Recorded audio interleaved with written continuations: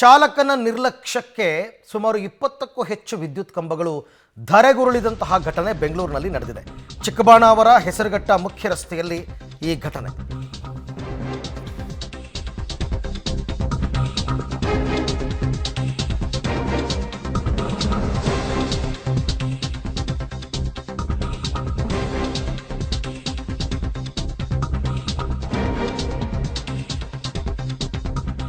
ಚಾಲಕನ ನಿರ್ಲಕ್ಷ್ಯಕ್ಕೆ ಧರೆಗುರುಳಿದ 20ಕ್ಕೂ ಹೆಚ್ಚು ವಿದ್ಯುತ್ ಕಂಬಗಳು.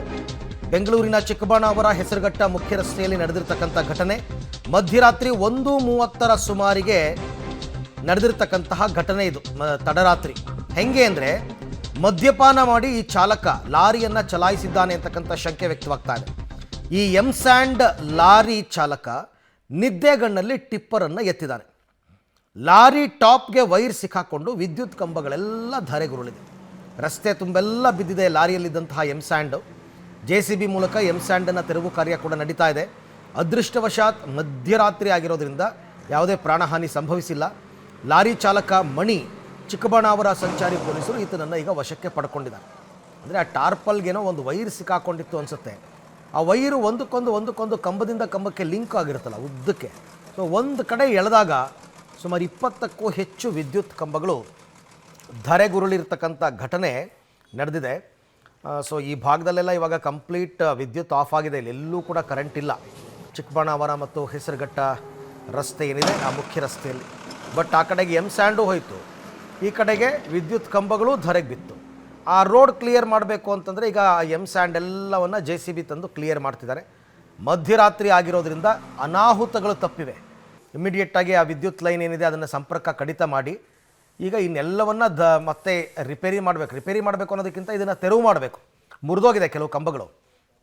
ರಿಪೇರಿ ಮಾಡೋದಕ್ಕಿಂತ ಹೊಸ ಕಂಬಗಳನ್ನ ಅಳವಡಿಸಿ ಹೊಸ ಲೈನನ್ನು ಎಳೆದು ಇವೆಲ್ಲ ಕೆಲಸ ಆಗೋ ತನಕ ಈ ಭಾಗದ ಜನರಿಗೆ ಕರೆಂಟ್ ಇಲ್ಲ. ನೋಡಿ, ಯಾರೋ ಒಬ್ಬರು ಮಾಡುವಂತಹ ಕೆಲಸಕ್ಕೆ ಎಲ್ಲರೂ ಇಡೀ ಬಡಾವಣೆ ಜನರೆಲ್ಲ ಒದ್ದಾಡಬೇಕು. ನೋಡಿ ಯಾವ ಪರಿ ಎಳೆದಿರಬೇಕದು. ಕಂಬಗಳೇ ಮುರಿದು ಹೋಗ್ಬಿಟ್ಟಿದೆ. ಆ ಪರಿಪ್ರಮಾಣದಲ್ಲಿ 20ಕ್ಕೂ ಹೆಚ್ಚು ಕಂಬ. ಈಗ ಅದೆಲ್ಲ ಲಾಸನ್ನು ತುಂಬಿಕೊಡೋರು ಯಾರು? ಆ ಲಾರಿ ಮಾಲೀಕನಿಂದನೇ ತುಂಬಿಸ್ಬೇಕು, ಬೇರೆ ದಾರಿ ಇಲ್ಲ. ಒಟ್ಟಿನಲ್ಲಿ ಇವಾಗ ಅಲ್ಲೆಲ್ಲೂ ಕರೆಂಟೂ ಇಲ್ಲ ಆ ಏರಿಯಾದಲ್ಲಿ.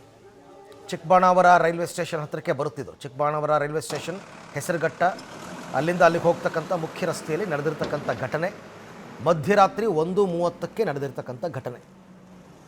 ನೋಡಿ ಪಾಪ ವಾಹನ ಸವಾರರು, ಟೂ ವೀಲರ್ ಅವರೇನೋ ಹೋಗ್ಬಿಡ್ತಾರೆ ಸೈಡಲ್ಲಿ. ಬಟ್ ಕಾರು ಲಾರಿ ಎಲ್ಲ ಬಂದರೆ ಆ ರೋಡಲ್ಲಿ ಓಡಾಡೋಕ್ಕಾಗಲ್ಲ. ಮತ್ತು ಮೇಯ್ನ್ ರೋಡು ತುಂಬ ಟ್ರಾಫಿಕ್ ಇರೋ ರೋಡ್, ಹಾಗೆ ನೋಡೋಕೆ ಹೋದ್ರಿದು ಅಲ್ಲಿ ಈ ಥರ ಸಮಸ್ಯೆ ಆಗಿದೆ.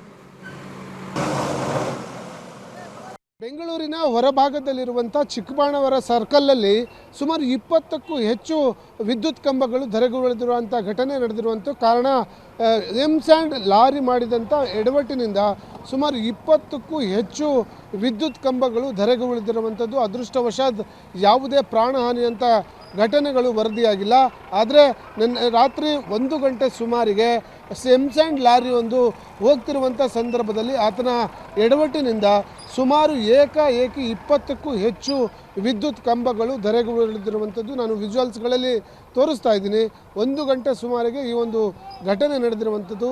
ಈ ಚಿಕ್ಕಬಾಣಾವರ ಸರ್ಕಲ್ನ ಸುತ್ತಮುತ್ತ ಸುಮಾರು 20ಕ್ಕೂ ಹೆಚ್ಚು ವಿದ್ಯುತ್ ಕಂಬಗಳು ಧರೆಗುರುಳಿದ್ದು ಕೂಡಲೇ ಬೆಸ್ಕಾಂ ಅಧಿಕಾರಿಗಳಿಗೆ ವಿಚಾರ ತಿಳಿಸಿದ ಕೂಡಲೇ ಇಲ್ಲಿ ಯಾವುದೇ ರೀತಿಯ ಅನಾಹುತಗಳು ಆಗದಂತೆ ಎಲ್ಲವೂ ಕೂಡ ಕರೆಂಟ್ ಕಟ್ ಮಾಡಿರುವಂಥ ವಿಜುವಲ್ಸ್ಗಳನ್ನು ಕೂಡ ನಾನು ನಿಮಗೆ ತೋರಿಸ್ತಾ ಇದ್ದೀನಿ. ಯಾಕಂದರೆ ಕರೆಂಟ್ ಇದ್ದರೆ ಇಲ್ಲಿ ಸಾವಿರಾರು ಜನಗಳು ಓಡಾಡ್ತಿರ್ತಾರೆ, ಅನಾಹುತಗಳಾಗುತ್ತೆ ಅನ್ನುವಂಥ ಕಾರಣಕ್ಕೆ ತಕ್ಷಣವೇ ಬೆಸ್ಕಾಂ ಅಧಿಕಾರಿಗಳು ಈ ಒಂದು ಕಂಬಗಳ ಘಟನೆಯಿಂದ ಮುನ್ನೆಚ್ಚರಿಸಿಕೊಂಡು ಯಾವುದೇ ರೀತಿಯ ಅಹಿತಕರ ಘಟನೆಗಳು ಆಗಬಾರ್ದು ಅನ್ನುವಂಥ ಕಾರಣಕ್ಕಾಗಿ ಎಲ್ಲ ರೀತಿಯ ಕರೆಂಟ್ಗಳನ್ನು ತೆಗೆದು ಈ ಒಂದು ಕಂಬವನ್ನು ಸರಿ ಮಾಡುವ ಕೆಲಸವನ್ನು ಮಾಡ್ತಿರುವಂಥದ್ದು.